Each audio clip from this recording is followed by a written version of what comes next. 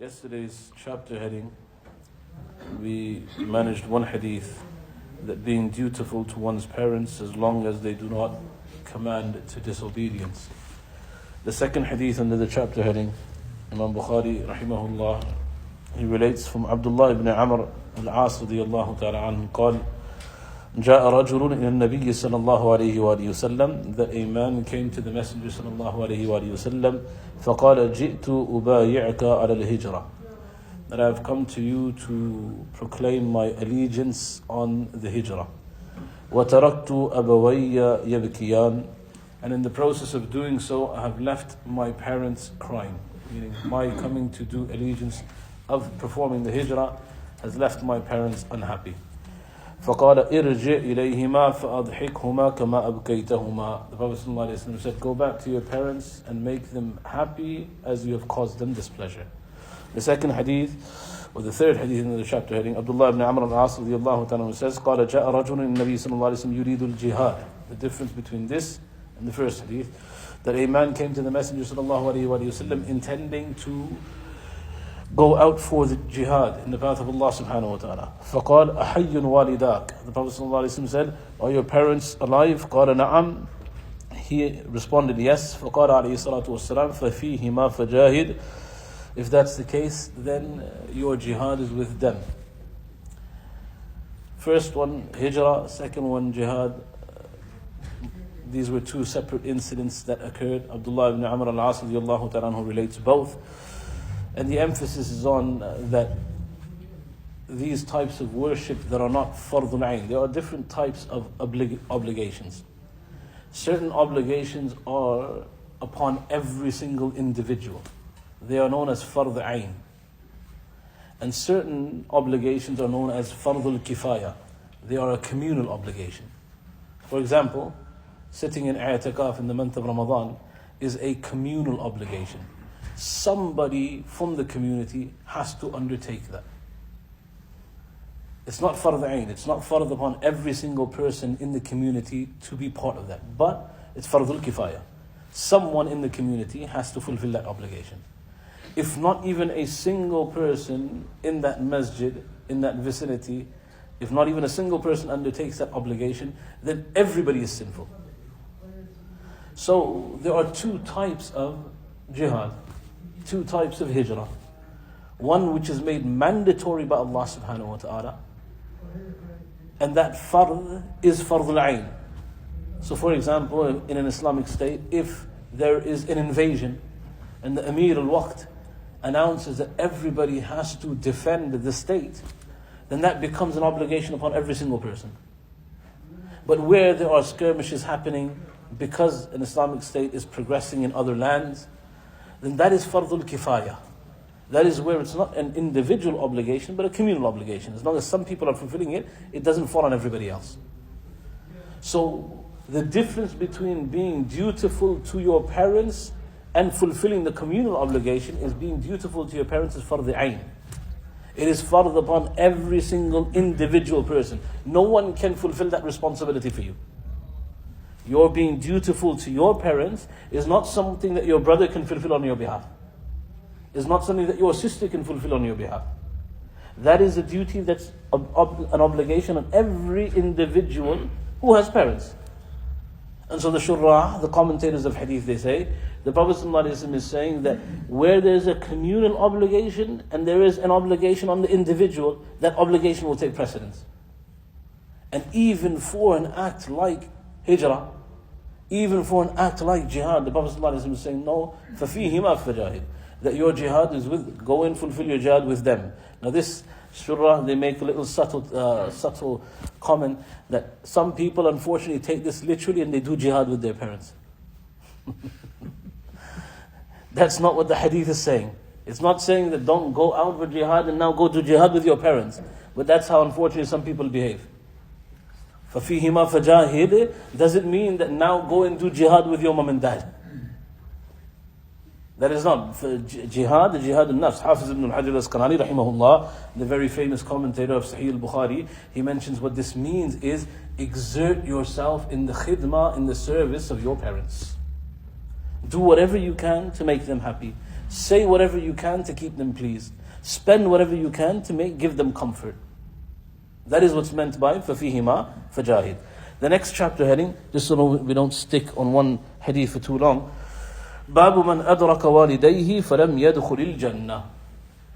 The chapter of that individual who أَدْرَكَ وَالِدَيْهِ, has both his parents, finds his parents, فَلَمْ يَدْخُلِ الْجَنَّةِ, but is unable to be admitted into paradise. He does not enter into paradise. So under this chapter heading, the Prophet ﷺ has specifically spoken about those people who have parents, but by not fulfilling their rights and not being in their khidmah and service, this person doesn't end up in Jannah. So what's the perspective of the Sharia of that person? How does the Sharia look towards that individual? So the hadith under the chapter heading, Abu Hurairah radiallahu ta'ala anhu, he relates the hadith. This is recorded by Imam Ahmad rahimahullah in his Musnad, amongst others. And in Nabi sallallahu alayhi wa sallam, from the Messenger sallallahu alayhi wa sallam, قال, that he said, رَغِمَ أَنْفُهُ رَغِمَ أَنْفُهُ رَغِمَ أَنْفُهُ. رَغِمَ أَنْفُهُ means a person's nose may that touch the dirt and soil on the ground. And this in the Arabic language was used to describe its purpose, why it was said, is to show humiliation. It's to show humbleness. It's to show that a person is lowly. That someone's nose touches the ground. It's why Allah subhanahu wa ta'ala loves the position of sajda. The reason why Allah loves the position of sajda is that in sajda, the human is at the lowest possible station that he can be at. It's why sajda is not allowed to anybody else. Because that is a sign of complete humbleness and humility. An actual being lowering oneself. That you only would do sajda to someone that is extremely much more grateful than you. Or greater than you. So sajda, رَغِمَ أَنْفُهُ, the Prophet ﷺ said, may that person's nose meet the ground and the dirt on it. I.e. what he is saying, alayhi salatu wasalam, is that may that person be disgraced. May this person be disgraced. And he says this how many times? Thrice. 3 times the Prophet ﷺ repeats this. رَغِمَ أَنْفُهُ رَغِمَ أَنْفُهُ رَغِمَ أَنْفُهُ قَالُوا يَا رَسُولَ اللَّهِ. When the companions heard the Messenger ﷺ saying this, they said, who ya Rasulullah? So the Prophet ﷺ didn't say the person. He just said that person, may he be disgraced. So Sahaba Kiram Ridwan Tajma'in, they said, Ya Rasulullah, who is that person that should be disgraced? In your opinion, Ya Rasulullah. قال من أدرك والديه عنده الكبر أو أحدهما. That person who finds both his parents in an elderly age or one of his parents. Obviously, the process of life is that sometimes you will have both parents alive. Allah will take one, you will have one left, and a time may come where you are not there or the last one isn't there. So Prophet ﷺ said, whether it's one parent or both parents. And in this hadith it's specified in the elderly age. And as I've been referring to constantly throughout the first few chapters, that age of vulnerability. That age where they can't fend for themselves. Where they can't go out and work like they used to beforehand. They can't make ends meet by themselves. One of the biggest issues that the elderly community face in our society is that if there isn't multiple sources of income for them, then it's very difficult for the elderly to survive. You living on a state pension with the way that inflation is taking place, more than likely your inflation won't even cover your bills. Now if that's the case, where the elderly then in that vulnerable state, who's going to employ a 70-year-old person to do laborious work or to do work at all? Now this person in that elderly, vulnerable state cannot go out to work for themselves. Yet they have needs. They need to eat, they need to be fed, they need clothing, they need shelter.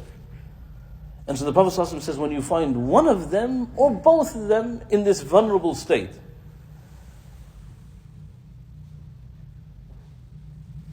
and is unable to attain their Jannah through their khidmah and their service. So the Prophet ﷺ is saying that you have these two individuals, or one of them, and Allah has made it such that your parents, the process of attaining Jannah through their service is so easy, is such an achievable task, that if you don't attain it, may you be disgraced by Allah subhanahu wa ta'ala. You deserve to be humiliated. You deserve Allah subhanahu wa ta'ala's mercy to be withdrawn from you. Because this is something that anybody should be able to achieve. Being grateful towards one's parents who have done so much for you as you were growing up. And again, I don't want to repeat because we've mentioned a lot of these things in the past. So the Prophet ﷺ says, رَغِمَ أَنْفُهُ رَغِمَ أَنْفُهُ رَغِمَ أَنْفُهُ. That person, may his nose touch the ground, i.e. may he be humiliated. May Allah subhanahu wa ta'ala disgrace that person. And understand, this is a omen being sent by who? By Rasulullah sallallahu alaihi wasallam. In the very first day that I mentioned, that the reason why we're discussing this is that hadith of the mimbar, where the Prophet sallallahu alaihi wasallam said, أَحْضِرُ الْمِمْبَرِ. In that hadith, there's an addition. That is not just the Prophet sallallahu alaihi wasallam making the statement. But Sa'id al-Mimbar faqala Ameen, Ameen, Ameen. The Prophet ﷺ ascended the mimbar, and with each step he said Ameen, Ameen, Ameen. So the Sahaba Kiram Ridwanullah Tajma'een, they said, Ya Rasulullah, we've observed from you something that we've never seen before. You've never done this. Why? He said, as I was ascending the mimbar, first he said, did you hear me saying Ameen? The Prophet ﷺ was oblivious that he was even saying it that loud. So they said, yes, Ya Rasulullah, we heard you.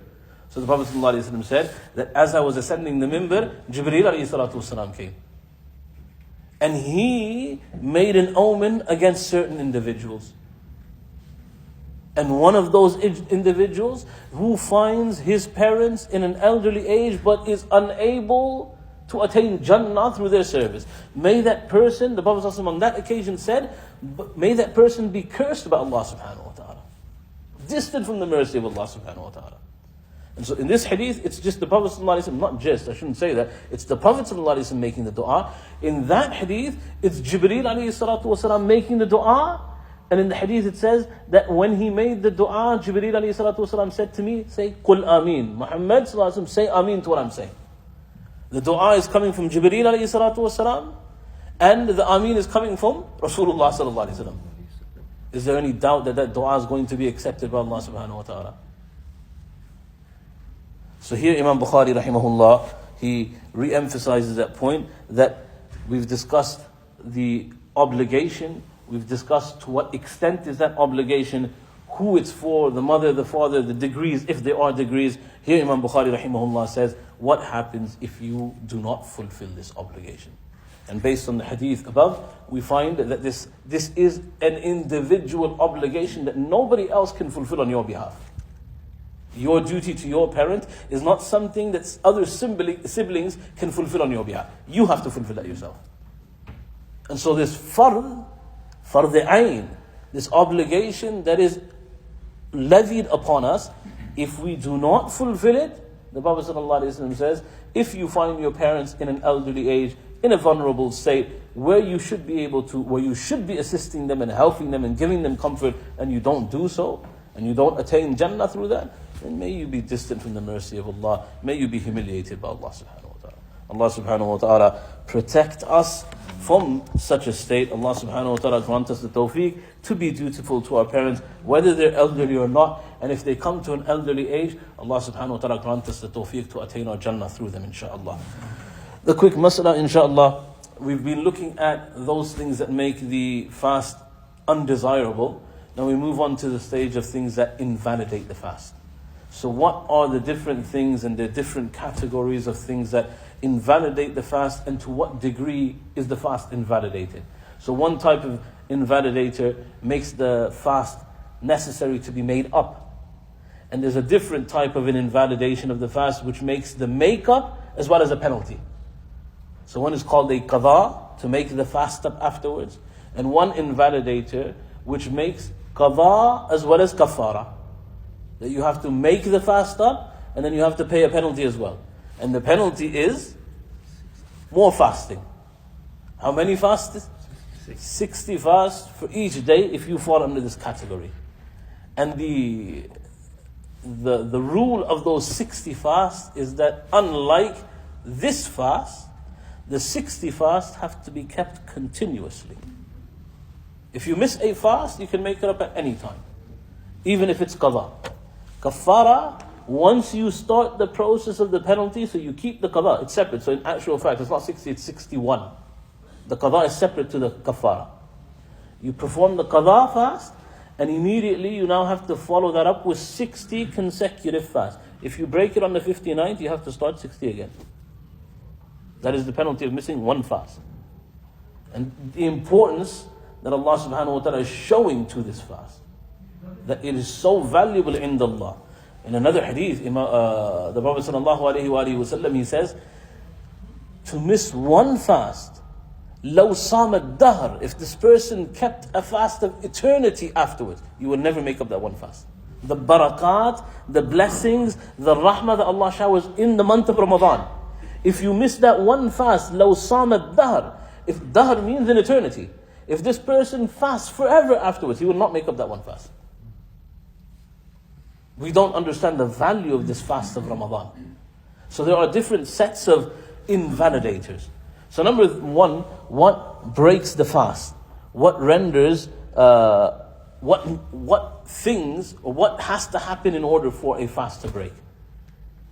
So number one, it has to be a perceptible thing, something that you can touch, feel, tangible, perceptible thing that enters your body. Now, what are the points of entry? So number one, from your mouth, if something goes down your throat. Number two, if something goes in your nose. The nose has a direct passage to what invalidates the fast. And from your rear entrance, that also, if medicine, etc. is put in, then that will invalidate the fast. 3 entry points. And to what point where does this thing have to get to? So there are 2 points. Number one, if whatever enters your system reaches your brain or your stomach. Those 2 points. These 2 things will invalidate the fast, and then depending on what's happened, it will either make something a qadha or make something kafara. It will either make something that you need to make up, or it'll either be breaking your fast in a way that you need to actually compensate for that broken fast.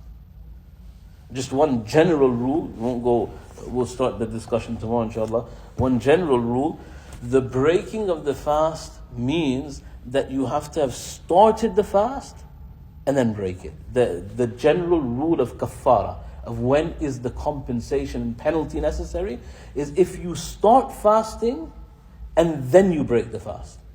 If you don't start the fast, it's just a qadha. But the ruling is for that if you started your fast, sunrise, you're there, you've done suhoor, etc., and in the middle of the day you decide, for whatever reason that may be, that you broke in the fast. We'll take the simple example where there's no complications, is that you felt hungry. And because of that hunger, it wasn't hunger that was deliberate, that was making you extremely unwell. It's just, you saw some food and I really want to eat.